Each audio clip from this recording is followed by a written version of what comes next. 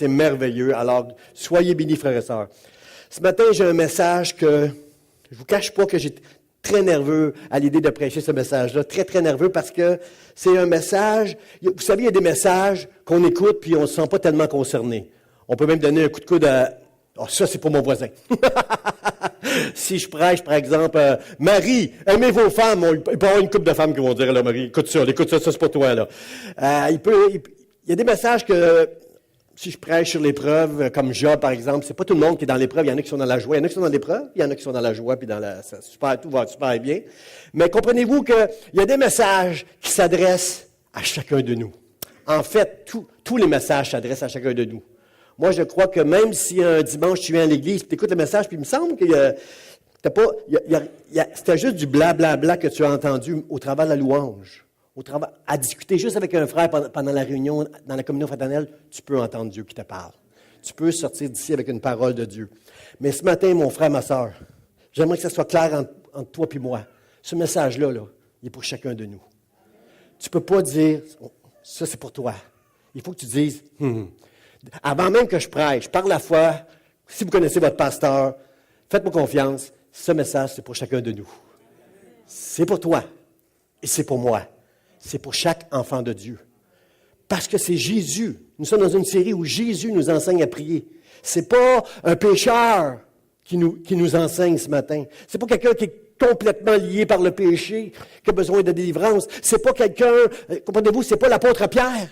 C'est celui qui nous parle ce matin par son esprit, au travers de la parole de Dieu, c'est Jésus lui-même, le Fils de Dieu, qui nous laisse un héritage. On est dans cette série Enseigne-nous à prier et nous sommes rendus à l'avant-dernier message de cette série. Frères et sœurs, la semaine prochaine, c'est la conclusion. Mais maintenant, voici ce que Jésus nous demande. Comment Jésus nous demande de prier? Il dit, délivre-nous du malin. On a vu il y a 2 semaines, ne nous induis pas dans la tentation. Et aujourd'hui, mais délivre-nous du malin. Quelqu'un dit, délivre-nous du malin. C'est Jésus. Frère, ça, je le répète, c'est Jésus qui nous enseigne ça. C'est Jésus qui veut que... Parce que j'espère que vous priez tous les jours. Moi, je prie tous les jours. Levez pas la main si vous... c'est important, frère et sœur. Jésus attend qu'on prie tous les jours. Alors, comprenez-vous que cette prière-là, elle doit se refléter quelque part dans nos prières quotidiennes de tous les jours. Seigneur, délivre-nous du malin. Parce que Jésus est venu nous délivrer du péché, de la puissance du péché qui nous condamnait à une mort et à l'enfer. Mais comprenez-vous que Jésus a vaincu le diable à la croix. Un jour, on va passer devant le tribunal de Dieu, puis il va y avoir un procureur qui pourrait nous accuser, mais Jésus, l'avocat de la défense, va dire, non, Robert, non coupable, je suis mort à la croix pour lui, puis il a accepté le pardon et le salut que je lui ai offert à la croix. Alors, comprenez-vous qu'on a été délivré du poids du péché, mais on n'est pas délivré de notre nature pécheresse qui est attirée par toutes sortes de choses qui peuvent être mal. Puis il y a quelqu'un qui est super bon pour nous attirer dans des choses qui sont mal. Il s'appelle le malin. Délivre-nous du malin. Mais Seigneur, pourquoi tu l'as pas juste... pourquoi lorsque tu es mort à la croix, tu t'es pas juste débarrassé du malin, puis là, on vivrait comme au temps d'Adam et Ève, on serait super, ça serait super. Parce que la réalité, frères et sœurs, il y a certainement plusieurs raisons pour ça. Moi, je crois qu'une des raisons, c'est que le malin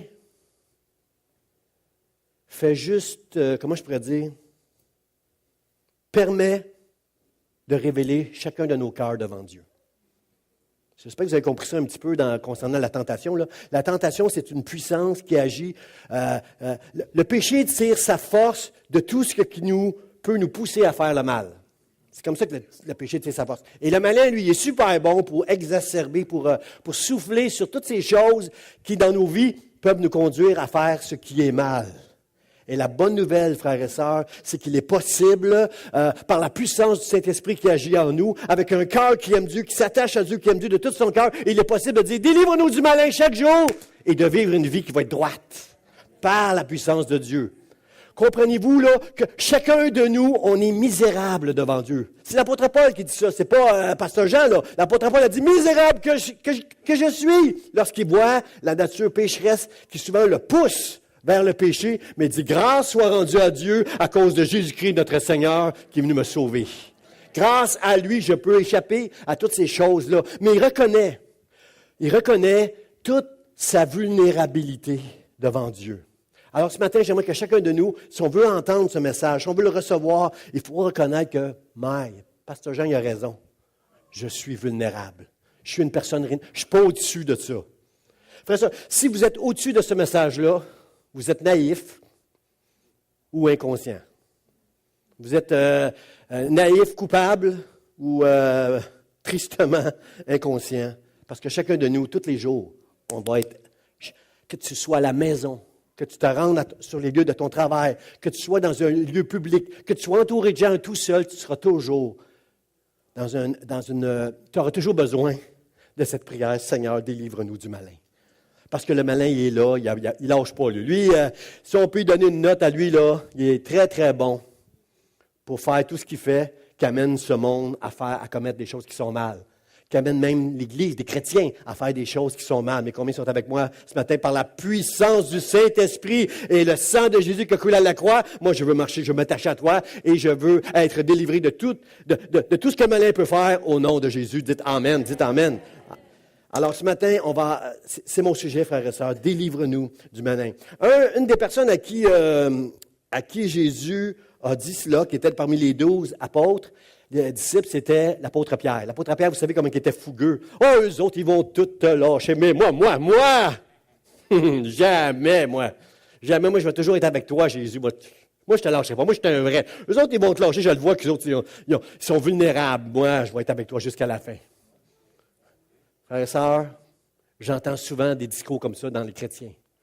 Eux autres, mais moi, pasteur, moi, je prie, moi, je suis proche de Dieu. Frères et sœurs, la Bible dit, celui qui se croit debout, vous la connaissez, hein? Qui prenne garde de tomber. Frères et sœurs, tu vas être fort si tu reconnais comment tu es faible. Tu peux pas t'élever et penser que tu es fort parce que tu es en danger quand tu fais ça. Mais si tu peux reconnaître tout, c'est Paul qui dit ça, c'est l'apôtre Paul qui nous dit, c'est quand je suis faible que je suis fort. Parce que Dieu se glorifie dans nos faiblesses à nous délivrer, à nous aider, puis à nous élever. Mais c'est le moment où toi, tu essaies de t'élever devant les hommes, tu vas finir humilié. C'est David qui dit, avant que tu m'humilies, je suis en train de m'égarer. Mais le jour où tu m'as humilié, là, je me suis mis à comprendre des affaires et à marcher avec toi de tout mon cœur, Seigneur. Alors, l'apôtre Pierre, lui, l'apôtre Pierre, c'est celui que Jésus, vers la fin, va dire, Pierre, j'ai prié pour toi parce que le diable veut te cribler comme le froment. Comprenez-vous que Pierre, c'était une grande bouche. Comprenez-vous que Pierre, il n'y avait pas de misère à proclamer haut et fort Jésus-Christ, tout ce qu'il avait fait, puis moi je vais le suivre, puis vous devez le suivre, puis repentez-vous, puis comprenez-vous, Pierre, c'était une grande bouche, puis il aimait Dieu de tout son cœur. Comprenez-vous qu'il était une cible. Si tu aimes Dieu de tout ton cœur, si tu aimes ça parler de Jésus à ton travail, si tu aimes ça parler de Jésus à tes voisins, si tu es un homme, une femme qui marche dans la droiture pour avoir un témoignage qui va rejaillir sur les gens autour de toi, j'aimerais te dire ceci, le diable veut te cribler comme le froment. Mais Jésus a dit, mais Pierre, j'ai prié pour toi. Frères et sœurs, quand un passage comme ça, Pierre aurait pu dire, c'est fait. Jésus, le diable veut me cribler, mais il ne peut rien contre moi. Juste, le sang de Jésus coule sur moi. J'entends souvent ça des chrétiens. Le sang de Jésus coule sur moi. Le diable n'a plus rien pour moi, il est sous mes pieds. Alors comment Pierre, à qui Jésus personnellement à côté de lui a dit, tu m'aimes-tu Pierre? Prends soin de mes brebis. Sache que le diable peut te cribler comme du froment, mais moi, j'ai prié pour toi. Si Pierre pensait que c'était fini, qu'il n'y avait plus rien à s'inquiéter, ça aurait été de la naïveté et de l'inconscience. Parce que c'est l'apôtre Pierre qui va écrire ce qu'on va lire ici. Dans 1 Pierre 5,8, longtemps après Jésus, il parle aux chrétiens, il dit, votre adversaire, le diable, rôde comme un lion, rugissant, cherchant qui je vais dévorer aujourd'hui? Si vous connaissez un peu, si vous regardez une émission sur la nature des lions, là, souvent les lions vont sauter sur qui? Une proie faible, une proie qui est faible. Il y a un troupeau, il ne va pas sauter sur le troupeau. Il va se faire attaquer par le troupeau. Mais l'animal qui est en arrière sur le troupeau, là, qui traîne la patte, là. comprenez-vous, frères et sœurs, que si tu ne connais pas ta vulnérabilité, si tu es un petit animal qui n'est pas avec le troupeau, là, qui traîne la patte un petit peu, là, comprends-tu que si tu te dis, oh, moi, là, Jésus est mort pour mes péchés, il est sous mes pieds, le diable est sous mes pieds, j'ai rien à craindre. Bien, l'apôtre Paul dit, attention là, je sais que Jésus prie pour moi, mais moi, j'ai une job à faire si je ne veux pas tomber dans le mal. J'ai une job à faire si je ne veux pas prendre une mauvaise voie. Le diable, votre adversaire, à chacun de nous, là, votre adversaire, le diable rôde comme un lion rugissant, puis il cherche quelqu'un qui veut dévorer. Puis celui qui va dévorer, frère et sœur, c'est le naïf, c'est l'inconscient, c'est celui qui croit qu'il est au-dessus de tout, mais qui va tomber dans les pièges du diable. Est-ce que ce matin, vous êtes avec moi pour dire, parle-moi, Seigneur, parle-moi. Montre-moi combien je suis vulnérable. J'avais pas vu ça de même. Moi, je pensais que j'étais correct, là. Mais montre-moi comment je suis vulnérable pour que, dans toute ma faiblesse, je puisse sentir toute la force que tu as, que tu peux m'apporter dans ma vie au nom de Jésus-Christ. Amen. Il y a aussi, frères et sœurs, je crois que le mal a toujours été présent. Toujours présent depuis. Je parlais avec un frère récemment, puis on était d'accord ensemble que maintenant, avec Internet, on est plus conscient du mal, parce qu'on sait qu'est-ce qui se passe à côté, à l'autre bout du monde. Comprenez? Tout ce qui se passe maintenant, on le sait. Alors, donc, il y a le mal, on l'entend plus qu'on l'entendait avant avec les médias et Internet. On a plus connaissance du mal. Le mal a toujours existé. Mais êtes-vous d'accord avec moi que le mal gagne du terrain dans notre génération? C'est normal parce que la fin des temps va arriver quand c'est fini. Là. Comprenez-vous qu'il n'y a plus personne, comme au temps de Noé, il n'y a plus personne qui est sauvable, tu sais, qui va être assez raisonnable pour donner sa vie à Dieu. Là. Au temps où Dieu a amené le déluge, c'était la fin. Êtes-vous d'accord avec moi qu'on arrive? Avec tout ce qui prend place autour de nous, on arrive là. Il y a un passage je l'ai sorti, le passage de Genèse 6.5 qui nous dit ceci. Un jour, Dieu vit que la méchanceté des hommes était grande sur la terre, que toutes les pensées de leur cœur se portaient chaque jour. Est-ce que ça se peut, frères et sœurs, aujourd'hui, qu'il y a des hommes qui se lèvent le matin, puis toute la journée, quand je dis des hommes, des femmes, des enfants, toute la journée, c'est uniquement vers le mal que leurs pensées se portent. Parce qu'on baigne dans une atmosphère où le malin, il est super bon pour tenter les gens à faire le mal. Délivre-nous du malin, frères et sœurs. C'est pas au monde que Dieu dit ça. Ils sont saisis par le malin, eux autres. Mais c'est à l'Église. C'est aux enfants de Dieu qui dit, c'est à chacun de nous ce matin, dit, c'est à moi. Quelqu'un dit, c'est à moi. C'est à moi que Jésus dit ce matin, chaque jour prie, délivre-moi du malin. Parce que de ces filets, de ces ruses, de tout ce qu'il va faire pour m'amener à faire des choses qui sont mal au nom de Jésus-Christ. Aujourd'hui, frères et sœurs, on voit, grâce à Internet, aux médias, on voit comment il y a une violence qui a pris place autour de nous. On voit on a vu un tremblement de terre récemment en Alaska. On n'arrêtera pas d'entendre parler dans les nouvelles de tous ces tremblements de terre qui prennent place à gauche et à droite, parce que Jésus a prophétisé que dans les derniers jours, dans Matthieu, que ces choses-là vont prendre place. On voit beaucoup de violence, on voit beaucoup de problèmes dans nos maisons, dans nos familles, des combats. Frère, ça, ce que je vois le plus en ce moment, c'est des bagarres. Il y a une grogne internationale qui prend place partout dans tous les pays. Si vous regardez ce qui prend place en France présentement avec les Gilets jaunes, on a réussi à réunir en France tous ceux qui sont pas contents de quelque chose. C'est pas pire. Nous, on est les. Pourquoi tu fais. T'es là, toi? Moi, c'est parce que c'est des taxes. J'entendais hier. C'est des taxes. Ils inventent des taxes pour nous rendre encore plus malheureux. Leur revendication, elle est bonne, frère et sœur. Quand tu as travaillé toute ta vie, puis tu arrives à la fin avec une petite pension, puis tu as de la misère à joindre les deux bouts, puis certains vont croire obligés de tricher pour arriver. Comprenez-vous que je peux comprendre qu'il y a une grogne, je peux comprendre tout ça, là. Mais comprenez-vous qu'on est rendu dans une génération où tout le monde, on est opposé, le bien et le mal est tout le temps opposé, les hommes et les femmes sont opposés ensemble, les noirs et les blancs sont opposés ensemble, les nations, dans nos maisons, hommes et femmes, les enfants. Comprenez-vous, partout, il y a une espèce de bagarre qui prend place. Si on n'a pas l'Esprit de Dieu en nous pour nous unir ensemble, frères et sœurs, on n'y arrivera pas. On va faire partie soit des gilets jaunes, des carrés rouges ou des bérets verts, je ne sais pas. On va faire partie de quelque chose, d'un mouvement. On va participer à cette grogne. Ma femme dirait que je suis pas mal là-dedans souvent. Moi, quand j'écoute les nouvelles, je suis pas mal grognon, parce que je vois tout ce qui prend place tranquillement insidieusement.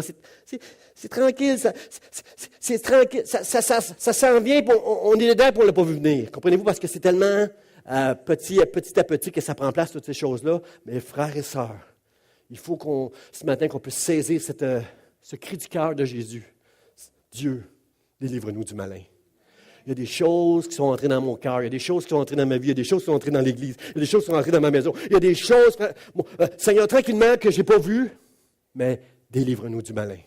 Ce matin, je veux me positionner dans le royaume de Dieu, puis te demander, Seigneur, aide-moi, sachant que nous sommes dans la fin des temps. Aide-moi, Seigneur, au nom de Jésus. Gloire à toi. Il y avait un autre point que j'avais mis. Oui, ça, Job, c'est un de mes... Après Jésus, là, c'est vraiment mon héros préféré. C'est mon héros, Job, parce que au-delà de sa résilience, parce que vous savez, Job était très résilient. Job a accepté tout. Dieu nous fait du bien. Il dit à sa femme, parce que sa femme elle souffrait de voir son homme souffrir, de toutes les épreuves qu'ils ont traversées. Nos femmes prennent ça bien plus dur que nous autres. Tous les maris ici, là, sachez que quand toi tu as mal, ta femme encaisse. À cause du ministère, à cause que tu es malade, à cause que tu as des soucis, ta femme va encaisser tout ce que toi, tu passes parce que Dieu les a fait comme ça. Ce sont des êtres sensibles qui prennent sur eux tout ce que toi, tu vas traverser. Puis la femme de Job, elle souffrait, elle, de tout ce que Job a pu traverser. Mais j'aime la théologie de Job qui dit « L'Éternel a donné, l'Éternel a ôté, que l'Éternel soit béni. » Frère et sœur, quand tu as une théologie comme ça, là, wow! Tu peux passer au travers de beaucoup d'affaires avant de te tomber par terre en broyant en disant « Dieu, t'es plus là, puis je finis. » Tu comprends-tu, là, avec une théologie comme ça? Puis il était résilient. Mais la chose que j'aime le plus, je l'ai souligné, frères et sœurs, à 3 endroits dans le livre de Job, ça dit, Dieu va dire à propos de Job, et cet homme, il était intègre et droit. Cet homme, il craignait Dieu. Et pourquoi Dieu est obligé de rajouter ça? Si c'est un homme intègre et droit, craignant Dieu, est-ce que c'est pas assez pour penser que il va se détourner du mal? Pourquoi Dieu est obligé de rajouter ça en plus? Parce que mon frère, ma soeur, j'aimerais te dire ça ce matin. Peut-être le message ne t'a pas encore parlé. Peut-être tu dis, ben non, pasteur, toi, tu dois avoir des sérieux problèmes, toi, pasteur, pour penser que tu es si vulnérable que ça, toi. Moi, je n'ai pas ces problèmes-là. Mon frère, tu peux être intègre. Tu peux être droit. Tu peux être un homme, une femme qui craint Dieu, frère et sœur, puis tu vas tomber dans le panneau du malin puis faire quelque chose qui est mal. Mais c'est ça que je veux. C'est de ça que je veux. En tant que pasteur qui aime cette Église, qui aime l'Église du Seigneur, je suis de tout son cœur. À chacun de nous, je veux parler ce matin. Que cette prière soit ta prière quotidienne. Délivre-moi du malin. Que je puisse arriver chaque jour au bureau, à la maison, dans un lieu public, seul ou avec des gens, que je puisse arriver à me détourner du mal. Parce que le diable, il est bon là-dedans. Il est bon pour... avec 50% de taux de divorce au Québec, je crois que le diable est assez bon. Il est assez bon pour créer des problèmes. Avec la rébellion qu'on peut voir dans nos jeunes, avec quand je dis nos jeunes, je ne parle pas de nos jeunes de l'Église, je parle des jeunes en général, dans notre jeunesse aujourd'hui. Je peux voir beaucoup de rébellion, je peux voir beaucoup de mépris de l'autorité, frères et sœurs. Avec tout ce qui prend place autour de nous, moi je veux dire, Seigneur, délivre-nous du mal. Délivre-nous du malin. Délivre-nous du mal, délivre-nous du malin, frères et sœurs, c'est la même. Pour moi, c'est pareil. Là. Comprenez-vous, il y a des versions, c'est délivre-nous du mal, d'autres versions, c'est délivre-nous du malin. C'est pareil. En anglais, la Bible King James, c'est evil, c'est mal, délivre-nous du mal. Mais du mal ou du malin, c'est la même chose parce que les deux, le malin veut t'amener à faire le mal. Tu comprends? C'est ça sa job, lui. Puis il est bon là-dedans. Fait que mon premier point, frère et sœur, ce matin, c'est de te dire ceci. La bonne nouvelle de tout le message ce matin, c'est celui-ci, c'est que Dieu est ma délivrance. Si tu as besoin d'une délivrance ce matin, si tu es malade dans ton corps, tu peux être délivré ce matin par Jésus-Christ, par la puissance du Saint-Esprit. Si tu es pris dans un couple où il y a de la bagarre en ce moment, tu peux être délivré par la puissance de Dieu. Comprends-tu que dans la dépression, peu importe le problème, souci financier, peu importe ce que tu peux vivre, Dieu est le Dieu de la délivrance ce matin.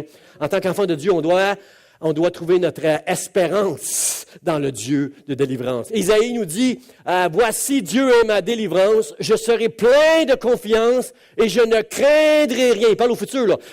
Pourquoi Dieu est ma délivrance? Dieu il proclame qu'il est ma délivrance. Puis dans le futur, il peut m'envoyer n'importe quoi. Je serai plein de confiance. Je ne craindrai rien car l'Éternel est au présent. Il est ma force. Si Dieu, l'Éternel, est ta force, dis Amen ce matin. L'Éternel est ma force et... Frères et sœurs, quand on se met à louer et à adorer le Seigneur, on fait focus sur tout ce qui prend place dans le ciel. Notre Père qui est aux cieux. Lorsqu'on commence à louer et à adorer Dieu, on prend conscience de toute la force et Dieu est le Dieu Tout-Puissant, on va voir la semaine prochaine, qui règne dans tous les siècles. Dieu est le Dieu Tout-Puissant, frères et sœurs, et Ésaïe nous rappelle, Dieu est ma délivrance. Je ne craindrai rien dans tout ce qui va prendre place dans ma vie, dans l'avenir, parce que l'Éternel, il est ma force, il est le sujet de mes louanges. C'est lui qui m'a sauvé. Il m'a délivré, il a délivré mon âme de la mort, mes yeux des larmes, mes pieds de la chute. Ça, c'est mon Dieu. Ça, c'est mon Dieu. C'est lui qui m'a sauvé. Gloire à Dieu. Frères et sœurs, c'est mon Dieu de délivrance. David dit, je m'écris, loué soit l'Éternel, et je suis délivré de mes ennemis. Le psalmiste dit, dans le psaume 23, il dit, l'Éternel est mon berger, je ne manquerai de rien. Quand je marche dans la vallée de l'ombre à la mort, je ne crains aucun mal, car tu es avec moi. Si l'Éternel est ton berger, frère et sœur, alors tu peux dire, voici Dieu est ma délivrance. L'Éternel est ma force et le sujet de mes louanges. Tu n'as plus rien à craindre maintenant. Frères et sœurs, vous êtes d'accord avec moi que le péché nous enveloppe si facilement? On a besoin de crier ce matin, Dieu est mon berger. Dieu est celui qui est mon libérateur. C'est la promesse de Dieu qui va nous délivrer, frères et sœurs. C'est sa promesse. Il y avait une femme dans la Bible qui s'appelle Anne, la prophétesse. Une femme qui était âgée. Une femme qui, depuis qu'elle avait perdu son mari, tôt dans sa vie, était restée veuve et servait Dieu dans le temple tous les jours dans le jeûne et la prière. C'était une femme extraordinaire. Et vous savez qu'est-ce que cette femme faisait tous les jours? Jusqu'au jour où Jésus, elle a eu le bonheur avant de mourir de voir Jésus, le bébé, venir être consacré dans la maison. Jusqu'à ce jour-là, Anne parlait à tout le monde de Jésus, celui que le peuple attendait pour la délivrance. Ça, c'était son ministère à Anne, frères et sœurs, et c'est notre ministère à nous aussi de parler du libérateur qui va venir délivrer son peuple. Il y a aussi Zacharie. Zacharie était rendu muet. Il y a un ange qui était apparu, puis il a dit, ta prière est entendue, Zacharie, ta femme va être enceinte comme tu l'as demandé. Ouais, mais comment ça va arriver? Parce que ma femme pas mal âgée. Mais tu n'as pas lu l'histoire d'Abraham, Zacharie? C'est un problème pour Dieu, ça. Parce que tu as manqué de foi, là, tu vas être muet. Alors, Zacharie est devenu muet. Puis là, tous les gens comprenaient qu'il s'était passé quelque chose, là. Puis là, il est devenu muet. Puis là, à un moment donné, il est dans le temple. Puis là, on demande à Zacharie, quand sa femme est enceinte, comment il va s'appeler? Puis lui, il écrivait, il va s'appeler Jean. Mais non, il n'y a personne dans ta famille qui s'appelait Jean. On va l'appeler Zacharie, le fils de Zacharie. Non. Lui, il disait, il va s'appeler Jean. Puis à un moment donné, la bouche lui est ouverte. Sa bouche s'est ouverte par la grâce de Dieu. C'est Jean qui va être appelé parce que l'ange m'a révélé que c'est Jean qui doit s'appeler. Et Jean est son nom. Puis là, il a écrit un cantique à ce moment-là. Béni soit Dieu qui nous a envoyé un sauveur pour nous délivrer de nos ennemis. N'est-ce pas merveilleux, frères et sœurs? Et toi, tu marcheras devant lui, en parlant de son fils, toi, tu marcheras devant lui pour préparer le terrain. Jésus lui-même a dit, Jésus lui-même va citer Isaïe en disant, l'Esprit du Seigneur est sur moi, il m'a envoyé pour guérir ceux qui ont le cœur brisé, pour proclamer aux captifs la délivrance. Et mon préféré, frères et sœurs, c'est dans Jérémie 1,19, ça dit, le prophète dit, en parlant de ceux qui appartiennent à Dieu, ils vont te faire la guerre. Combien savent qu'en devenant chrétien, on est en guerre avec un adversaire? Ils te feront la guerre, mais ils ne te vaincront pas, car je suis avec toi pour te délivrer, dit l'Éternel. Quelqu'un dit Amen. Merci Seigneur. Merci Seigneur que tu es là pour nous délivrer, Seigneur. Dieu est un Dieu de délivrance, frères et sœurs. Il y a une guerre qui est inévitable. Mais si Dieu est avec moi, qui sera contre moi, frères et sœurs? À Dieu appartient la victoire jusqu'à la fin, frères et sœurs. Je pense, il y a un homme dans le Nouveau Testament avec Jésus qui m'a beaucoup impressionné quand je préparais cette prédication-là cette semaine. C'est notre frère, je vais l'appeler notre frère, Zachée. Zachée. Je ne sais pas si vous avez lu dans les journaux récemment, si vous lisez le journal, il y avait une page où c'était écrit un homme corrompu jusqu'à l'os. Une affaire de... Parce que, avec le CUSUM, là, c'est rempli les 10 millions de dollars qui ont été détournés, en tout cas, dans cette histoire-là. Corrompu jusqu'à l'os. Ça fait plaisir à des hommes. Il y a un groupe de gens, ça leur fait plaisir de dire, cet homme-là, là, il était corrompu jusqu'à l'os. Ça fait du bien, parce que si toi, tu es corrompu juste un petit peu, de savoir que quelqu'un est corrompu jusqu'à l'os, avec faire du trafic qui va y ramener 10 millions de ses poches. Moi, je n'ai juste pas déclaré une petite affaire dans mes impôts. Moi, je vais juste sauver quelques centaines de dollars, là. Mais lui, c'est un vrai corrompu. Alors, comprenez-vous qu'il n'y a pas de différence entre corrompu jusqu'à l'os puis corrompu? Est-ce qu'un enfant de Dieu peut être corrompu, frères et sœurs? J'ai eu juste un nom, là. Je vous donne une chance, là. Est-ce qu'un enfant de Dieu peut être corrompu, frères et sœurs? Non, on ne peut pas être corrompu. On n'a pas le droit à ça. Mais est-ce que ça arrive, frères et sœurs? Ben oui, ça arrive. Ben oui, ça arrive. Parce qu'on a besoin de prier chaque jour. Seigneur, délivre-moi du malin, de toutes les affaires malins qu'il peut faire pour m'amener à faire quelque chose qui est mal. Zachée, on va le dire de même, c'était un homme corrompu jusqu'à l'os. C'était un Juif qui avait fait un pacte avec les Romains pour collecter des impôts.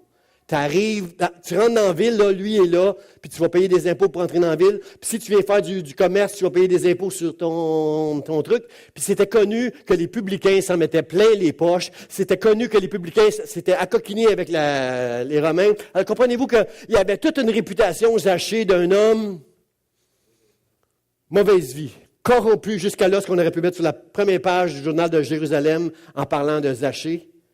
Et notre ami Zachée était enfermé, on va dire, par les regards de tous les gens dans sa cupidité. Comprenez-vous, frères et sœurs, que Zachée, c'était quelque part un homme qui aimait Dieu. Quelque part, c'était un homme qui connaissait la loi de Dieu. Quelque part, c'était un homme qui attendait le salut de Dieu à un moment donné. Mais extérieurement, ça valait d'un homme corrompu jusqu'à l'os qui ne fait que s'enrichir dans ses poches. Avec son travail de publicain, de fonctionnaire. Aujourd'hui, les fonctionnaires ne sont plus comme ça, mais à cette époque, il y avait des fonctionnaires comme ça corrompus jusqu'à l'os. Et l'affaire, c'est que Zachée, à un moment donné, il entend parler de Jésus, il connaît certainement des choses sur Jésus, il monte, il est tellement petit pour être sûr qu'il va voir Jésus passer, il s'est humilié à monter sur un arbre, un sycomore, un gros arbre. Il s'est mis à monter sur un gros arbre parce qu'à cause de sa petite taille, il dit, je ne verrai pas Jésus passer avec la foule. Il a monté en haut sur un arbre, et ce que j'aime dans l'histoire de Zachée, Jésus connaît le nom de Zachée. Il connaît même sa réputation de fonctionnaire corrompu à l'os. Il passe devant, il arrive dans la ville, puis il voit Zachée au l'arbre. Le texte nous dit, Zachée, descends de l'arbre, parce qu'aujourd'hui, il faut que j'aille manger chez toi. Frères et sœurs, savez-vous que d'aller manger chez Zachée, là, c'était quelque chose de gros pour un Juif qui sait qui est Zachée, là. C'est comme si le pasteur de l'Église d'Espoir va manger dans un lieu de mafioso ou dans une salle de danse de même, là. Je m'en vais là. Ça ne fait pas de sens que Jésus aille manger chez Zachée, cet homme qu'on déteste, qui est corrompu jusqu'à l'os, ce fonctionnaire de fou. Comment ça se fait, Jésus, tu vas là? La Bible dit que les gens murmuraient, décriaient que Jésus allait manger chez lui. Qu'est-ce qui est arrivé quand Jésus est rentré chez lui? Nulle part dans le texte, ça dit, Zachée, tu es un fonctionnaire corrompu jusqu'à l'os. Tu as profité de ton travail jusqu'à maintenant. Maintenant, tu dois régler ça. Il ne fait pas ça. Jésus ne fait pas ça. Tout à coup, Zachée dit, Zachée, c'était un homme pécheur en apparence. Chacun de nous, on aurait vu cet homme rentrer, on dit, oh, c'est lui, je l'ai vu sa face dans le journal, c'est lui le fonctionnaire corrompu. Il est corrompu. Mettez vos mains sur vos portefeuilles, messieurs. Mesdames, tenez votre sacoche proche. Zachée est dans la place. Comprenez-vous qu'il y a des gens qui ont des pécheurs, à cause de leurs péchés, sont finis. Ils sont finis à nos yeux, là. On a beau pas avoir de préjugés, pas de jugement. Il est fini, il est enfermé dans un... Pourtant, si je compare Zachée avec le jeune homme riche, lui, c'était un Juif qui observait toute la loi. Mais quand il a eu la chance d'être le disciple de Jésus-Christ en vendant tout ce qu'il avait puis l'a donné aux pauvres, il a à cause de sa cupidité, à cause qu'il était corrompu jusqu'à l'os, il a refusé d'être le disciple de Jésus-Christ pour garder son argent. Lui, il était corrompu jusqu'à l'os, malgré son apparence de piété, malgré son apparence, comprenez-vous? Est-ce que vous êtes avec moi? Zachée, lui, quand il a compris que Jésus, c'est le Fils de Dieu, tous les miracles, ça ne peut pas être autrement que le Fils de Dieu. Il est dans ma maison, il est venu manger avec moi. Comprenez-vous qu'il s'est passé quelque chose? Il y a eu une connexion avec le ciel, entre Zachée et le ciel. Il y a eu comme une connexion et Zachée est devenu, il s'est converti devant Jésus-Christ. Il n'a pas fait une prière de repentance. Il n'a pas, comprenez-vous, wow, Seigneur. Jésus n'a rien dit. Il a dit, Seigneur, je vais donner la moitié de tous mes biens, je vais les donner aux pauvres.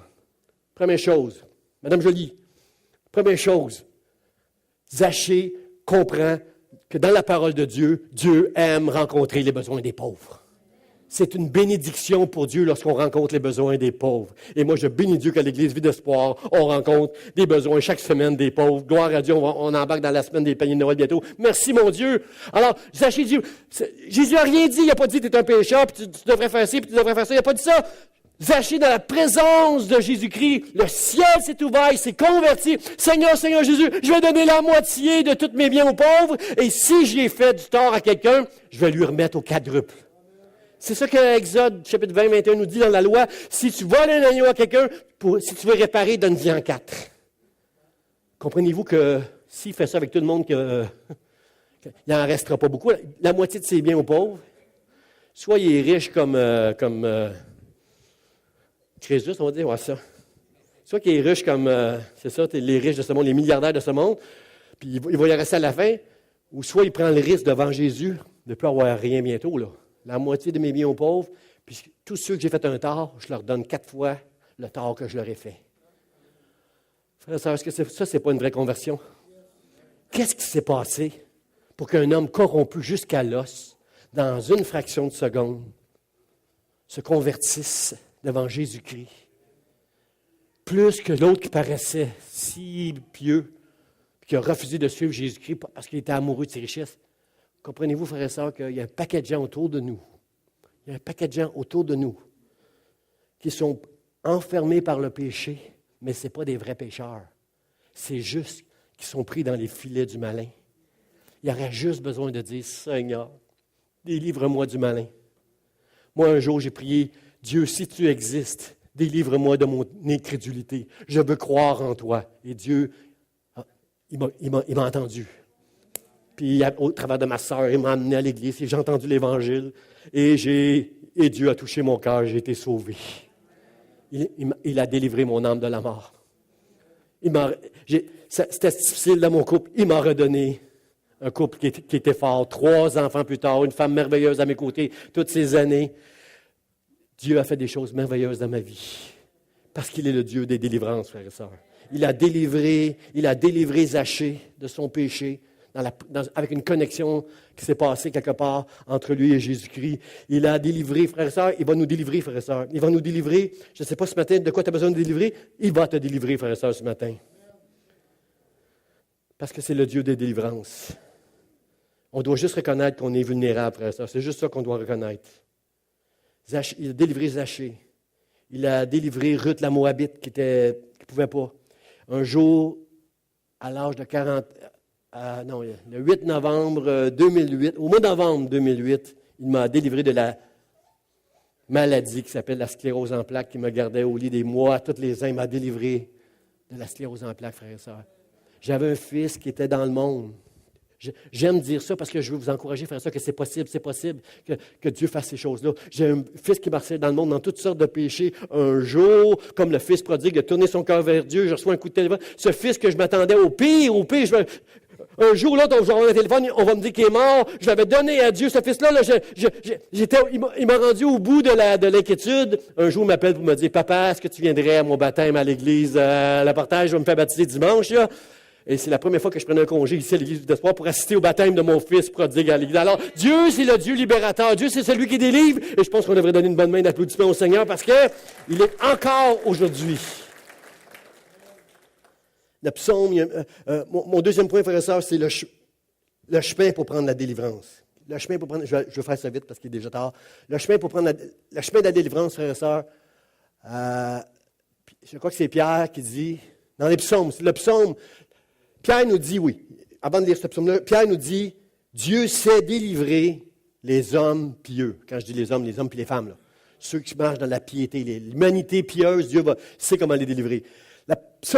David, un homme qui a eu tellement d'ennemis dans sa vie, il dit, « Fils des hommes, jusqu'à quand ma gloire sera-t-elle outragée? Jusqu'à quand aimerez-vous la vanité, chercherez-vous le mensonge? Sachez que l'Éternel s'est choisi un homme pieux qui ne marche pas dans la vanité, qui ne marche pas dans le mensonge. » Comprenez-vous que David est en train de mettre en opposition la piété? Parce que si vous me demandez, mais c'est quoi la piété, pasteur? C'est de ne pas marcher dans la vanité puis dans le mensonge que d'être un homme pieux. On connaît David, c'était un homme de louange, d'adoration. Si vous lisez les psaumes, vous allez voir tout comment c'est un homme qui aimait Dieu, comment c'est un homme qui aimait la parole de Dieu, la loi. Comment, je sers ta parole dans mon cœur afin de ne pas pécher contre toi. Ta parole est une lampe à mes pieds, une lumière sur mon sentier. Comprenez-vous l'amour que David avait pour la parole de Dieu? Mais il est en train de dire ici, on outrage la gloire de Dieu quand on aime la vanité, qu'on cherche le mensonge. Je crois que dans l'Église du Seigneur Jésus-Christ, aujourd'hui, en 2018, on doit faire attention, chacun de nous, à la vanité puis au mensonge, frères et sœurs. Pour que la gloire de Dieu puisse éclater dans sa maison, il ne doit pas y avoir on ne doit pas outrager sa gloire en se lançant dans la vanité, dans le mensonge, mais en priant, Seigneur, délivre-nous du malin. Pour que la gloire puisse éclater à l'Église Vie d'Espoir et que partout autour de nous, jusqu'à Habakkuk, on puisse entendre parler de la gloire de Dieu et que des hommes et des femmes viennent et soient sauvés dans le nom de Jésus-Christ. Et que dans ce lieu, on puisse adorer un Dieu qu'on connaît, qu'on aime, par lequel on est attaché. Sachez que l'Éternel s'est choisi un homme pieux. Frère, ça, Paul nous dit, certains ont l'apparence de la piété, mais ils en renient la force. Ce qui fait la force de la piété, frères et sœurs. Frères et sœurs, dans les psaumes, ce que j'aime de David, c'est qu'on peut tout le temps palper sa vulnérabilité. Comprenez-vous? Une journée, il va dire, n'est-ce pas que je suis une créature si merveilleuse? Il est en train de parler du Dieu merveilleux. Je suis créé à un Dieu qui s'appelle merveilleux. N'est-ce pas que je suis une créature si merveilleuse? Puis un peu plus loin, il va dire, « Oh, moi, je ne suis pas un homme, je suis juste un ver. » Comprenez-vous, tout à coup, là, il reconnaît toute sa vulnérabilité. On voit partout dans les psaumes, frères et sœurs. Puis la beauté de David, c'était un homme qui voulait accomplir la volonté de Dieu. Il avait le même esprit que Jésus-Christ, que ta volonté soit faite dans ma vie. C'était un homme comme ça. Frères et sœurs, si on veut se détourner du mal, il faut apprécier Dieu, s'attacher à lui et vouloir faire sa volonté tout le temps. C'est ça la piété, frères et sœurs. La piété, c'est l'obéissance à Dieu. La piété, hier, mon épouse est sortie avec sa sœur voir un concert de Noël et moi, j'étais seul et je gardais la petite Elessa. Et la petite Elessa, je lui ai dit, à 8 heures, moi, j'étais dans mon bureau en train de préparer le message, puis j'étais dans la prière, puis là, je dis, à 8h30, tu dois fermer la lumière, fermer les livres, puis aller juste dans ton lit, puis dormir. Et à 9h15, moi, j'étais en bas, puis je suis parti dans mes affaires, puis j'ai oublié que j'allais dire à Elessa, là, c'est le temps du dodo, là. Et à 9h15, elle est encore en train de lire son livre. Mais je dis, laisse ça. La lumière n'est pas fermée. Tu n'as pas rangé tous tes trucs. Tu n'es pas prête. Tu n'as pas brossé tes dents. Mais. J'en profitais, là. Tu n'es pas encore venu me dire bonne nuit, là. J'en profitais. Frères et sœurs, comprenez-vous que les enfants de Dieu, là, nous, là, on n'est pas des enfants. Comprenez-vous? Si notre vie chrétienne, c'est juste d'obéir, comprenez-vous, puis des fois, c'est de dépasser la ligne, parce que, comprenez-vous, là, elle voulait profiter du 15 minutes que moi, je n'étais pas là pour lui dire, là, il faut que tu fermes la lumière. Mais je lui avais dit, par exemple, ce que je veux vous amener avec cet exemple-là, frères et sœurs, c'est qu'on n'est pas des enfants. On n'est pas des petits-enfants maintenant. Délivre-nous du mal, c'est délivre-nous de toutes ces fois-là où on veut profiter d'une faiblesse quelque part, pour tomber dans quelque chose qui est mal. Seigneur, délivre-moi. Délivre-nous, délivre l'Église Vie d'Espoir. Délivre ton Église, Seigneur, dans le nom de Jésus-Christ. Shadrach, Meshach et Abednego, c'est spécial. Ils sont dans une fournaise, frères et sœurs. Pourquoi? Parce qu'ils refusent d'adorer une idole. Le roi, c'était Nebuchadnezzar. Dans ce temps-là, le roi Nebuchadnezzar va les pousser dans une fournaise. Puis là, il va voir un ange avec eux autres. Puis à la fin, quand il va voir que Dieu les a délivrés, ces hommes-là, il va dire, Béni soit le Dieu d'Éternel, c'est le seul Dieu sur toute la terre, celui qui fait des prodiges, celui qui délivre. C'est le seul Dieu. Comprenez-vous, frères et sœurs, que lorsque on est dans le trouble, puis que Dieu nous délivre, on ne comprend pas des fois pourquoi on est dans le trouble, mais le jour où Dieu nous en délivre, frères et sœurs, on est un témoignage, puis on a un impact autour de nous pour que les gens disent « Béni soit l'Éternel, il a délivré cet homme, cette femme de tout ce qui était pris avec. » Darius, la même chose avec Daniel dans la fosse au lion, Darius va dire la même chose. Notre délivrance a un impact, frères et sœurs. Proverbe 2.11 nous dit ceci. On a une part, frères et sœurs, dans notre délivrez-nous du mal. Proverbe 2.11 nous dit ceci. La réflexion veillera sur toi pour te délivrer. Comprends-tu qu'un homme pieux, une femme pieuse, c'est quelqu'un qui médite la parole de Dieu. C'est quelqu'un qui réfléchit. Puis dans sa réflexion, on va dire oh, non, je ne vais pas là. Je vais pas là. Parce que c'est la voie du mal. J'ai eu juste 2 amen, mais bon, je vous laisse réfléchir. J'imagine que vous êtes en train de réfléchir sur ça. Bon, dernier point, vite, frères et sœurs. Vite. Les excès de la délivrance. Jean nous dit, vous connaîtrez la vérité, et la vérité, c'est la parole de Dieu, la vérité inspirée par l'Esprit de Dieu qui va vous rendre libre. Totalement libre, frères et sœurs. Frères et sœurs, j'ai appelé ce passage-là les excès de la délivrance parce qu'il y a beaucoup d'églises aujourd'hui qui se spécialisent dans le ministère de la délivrance. Il y a des ministères de guérison, il y a des ministères de prospérité, puis il y a des ministères de délivrance. Puis dans ces églises-là, des fois, il y a des excès au point que ça peut sembler occulte de la manière qu'on va faire des délivrances. Dans le fond, c'est des exercices qu'on fait là. Comprenez-vous, on essaie d'exorciser des gens, un mauvais esprit sort de là, quand ce n'est pas ça du tout. C'est des gens qui ont besoin juste de dire « Délivre-moi du mal ». Celui qui a cédé au péché est esclave du péché. Comprenez-vous que ça prend un grand discernement. Mais si tu fais du ministère toutes les semaines en disant aux gens « Venez, on va prier pour vous, on va vous faire un ministère de délivrance », puis là tu chasses des esprits, comprenez-vous que des esprits, il y en a. Je ne nie pas ça. Dieu a donné le mandat aux disciples de chasser des mauvais esprits, de guérir des malades. C'est un mandat, ce n'est pas un ministère, ce n'est pas dans les ministères.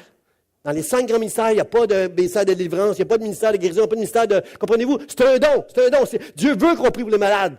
Puis Dieu va guérir quand on va prier, selon sa décision à lui. Mais comprenez-vous qu'un ministère va amener beaucoup d'excès et d'abus. Je vais vous donner juste un exemple. L'apôtre Paul. L'apôtre Paul, il est avec Silas quelque part. Je crois que c'est... Les théologiens, si vous me direz si c'est où, je ne m'en souviens plus. Il était avec Silas, il fait du ministère. C'est dans Acte 16, je crois, cette histoire-là. Puis, il y a une madame qui a un esprit de python, de divination. Elle devine, elle te regarde, elle peut te dire des affaires. Puis les gens viennent, la payent pour que... Comprenez-vous que c'est complètement ésotérique, c'est fou, là, c'est occulte. Là. Elle a un esprit de divination, puis elle fait de l'argent avec ça. Puis là, tous les jours, lorsque Paul et Silas passent, elle dit « Voici les serviteurs du Dieu Tout-Puissant, du Dieu Très-Haut, voici les serviteurs de Dieu. » Elle dit quelque chose qui est vrai. Hein? Elle n'a pas besoin d'un esprit de divination. Là. Elle dit quelque chose qui est vrai. Puis, ce que j'aime du texte qui m'a frappé, c'est que ça dit « Pendant plusieurs jours », elle disait ça. Serviteur du Très-Haut. Est-ce que Paul n'aurait pas pu, à un moment donné, exercer un ministère de délivrance là, puis dire « Hey, là, ça va faire, là. » Comprenez-vous que, frères et sœurs, Paul, ça dit pendant plusieurs jours, cette femme disait ça. Puis à un moment donné, le texte dit « Paul fatigué ». Pas esprit de discernement extraordinaire qui est venu sur Paul, puis là, il a pris ça. Comprenez-vous? Paul fatigué se tourne vers elle, puis dit, puis adresse l'esprit qui est en elle, puis arrête là. Puis elle a perdu son don, puis bon, il y a eu de la bagarre. Paul et Silas ont été traînés parce que là, les messieurs qui faisaient du commerce avec ce madame-là, là, ils ont perdu de l'argent, comprenez? Là, c'est toute une affaire. Mais mon point, c'est celui-ci, frères et sœurs. Pourquoi Paul ne l'a pas fait la première journée? Paul, un homme de Dieu aussi, comprenez-vous? Comment ça fait que lui ne l'a pas fait? Puis dans des églises où on exerce du ministère de délivrance, à toutes les réunions, eux autres, ils ont tout un esprit de discernement pour dire, ton fils a un esprit qui le lie, et c'est pour ça qu'il est dans le péché. Au lieu juste de dire, Seigneur, délivre-nous du péché. Jésus, délivre-moi du malin. Délivre-moi de la puissance que le malin a mis sur moi pour que je tombe dans le péché. Il y en a qui sont possédés, frères et sœurs. Quand je vois des hommes rentrer dans une mosquée ou dans une synagogue puis tirer sur des gens, moi je dis qu'ils sont possédés, ces gens-là. Mais, frères et sœurs, ce n'est pas tout le temps ça. Est-ce que vous comprenez que je veux juste vous mettre en garde contre les excès au nom de la délivrance, d'en faire un ministère, puis de dire, puis là, vous allez me donner de l'argent parce que moi, j'ai un ministère de Dieu pour faire de la délivrance ou pour guérir des malades. Comprenez-vous, frère et sœur, qu'il y a des excès là-dedans, il y a des abominations qui prennent place dans quelque chose qui devient comme un ministère donné par Dieu, alors que l'apôtre Paul, pendant des jours, il a subi ça, puis fatigué, il a dit, au nom de Jésus, maintenant, arrête là. Comprenez-vous que l'apôtre Paul, s'il y en a un qui a du discernement, qui enseigne sur le discernement, c'est lui. Mais il n'a pas discerné pendant plusieurs jours, cette affaire-là. Alors moi, je dis, frère, ça, juste attention avec tous les excès. Puis si vous êtes avec moi, dites juste Amen. Amen. J'invite les musiciens à s'emmener pour le mot de la fin, frères et sœurs. Le mot de la fin, frères et sœurs, c'est celui-ci ce matin. Délivre-nous du malin. J'ai souligné le « nous » pour qu'on comprenne chacun de nous que ce n'est pas « délivre-moi ». André n'a pas besoin de ça. Mme Tremblay n'a pas besoin de ça. Mme Sylvie n'a pas besoin de ça. Pasteur Charlie et Rebecca n'ont pas besoin de ça. Moi, j'ai besoin. Délivre-moi. Comprenez-vous que dans cette prière-là, Jésus est en train de nous enseigner que c'est chacun de nous qui a besoin de cette prière-là. Vous avez besoin de cette prière-là. J'ai besoin de faire cette prière-là, spécialement moi, parce que je suis sur une tribune. Comprenez-vous que le diable peut m'entraîner à dire des affaires qui ne sont pas bien, puis priez pour moi pour que Dieu me garde, frère et sœurs, sur cette tribune pour dire la vérité, ce qu'on a besoin d'entendre. Délivre-nous, ça veut dire qu'on est tous concernés, frères et sœurs, par cette prédication-là ce matin. Chacun, il y a quelques personnes ici, le diable a réussi à vous amener quelque part où vous avez des chaînes maintenant à faire quelque chose qui est mal. Ça peut être avec l'argent. Ça peut être avec une immoralité sexuelle. Ça peut être avec le désir d'être quelqu'un. Comprenez-vous, l'estime de soi peut nous amener très loin des fois dans toutes sortes de folies pour juste être reconnu parmi les hommes. Jésus est en train de nous enseigner, délivre-nous du malin. Chacun de nous, on a besoin de réaliser notre vulnérabilité. Êtes-vous avec moi, frères et sœurs? C'est important pour moi de savoir que vous êtes avec moi. Chacun de nous, on doit comprendre ce matin combien on est vulnérable dans chacune de nos vies pour que le diable nous amène dans une sphère de notre vie où le mal a peut-être une certaine puissance sur nous. Il y a des affaires, là. Il y en a, si je vous regarde, j'ai de la misère à croire que le diable peut vous attirer quelque part dans quelque chose de mal, mais je le sais que dans la réalité, c'est ça. Dans la réalité, Dieu va nous amener, pas Dieu, le diable va nous amener quelque part, sachant qu'il y a une petite passion dans ce cœur-là qui pourrait l'amener là. Je vais faire quelque chose dans cette direction. Je vais l'amener dans cette direction-là. Délivre-nous du mal, frères et sœurs. C'est chacun de nous qu'on est concerné par cette prière-là. Chacun de nous, on doit se lever ce matin pour dire, Seigneur, aide-moi. Aide-moi. Délivre. À chaque jour, je veux venir devant toi pour que tu m'aides à réfléchir sur ce qui est bien, sur ce qui est mal. Et moi, je veux marcher dans la voie qui est droite, dans la voie intègre. Et je veux apprendre, comme Job, à me détourner du mal dans le nom de Jésus. Je vous invite à vous lever, frères et sœurs, là où vous êtes. Ça peut être pour un combat dans votre vie.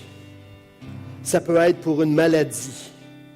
Ça peut être pour juste, Seigneur, je reconnais ce matin que j'ai besoin d'inclure cette prière-là dans ma vie à cause que je suis vulnérable.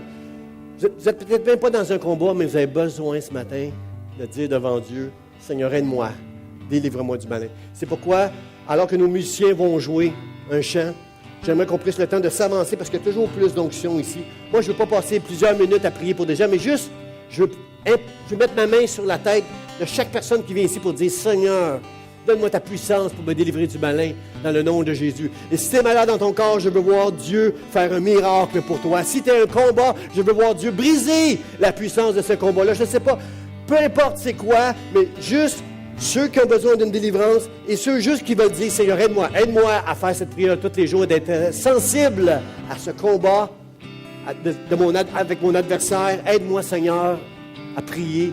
Délivre-moi du malin dans le nom de Jésus. Amen. Amen. Alors qu'on chante ce chant, je vous invite à venir. Et moi, je veux juste, Seigneur, que ta puissance se manifeste ce matin sur cette personne. Tu es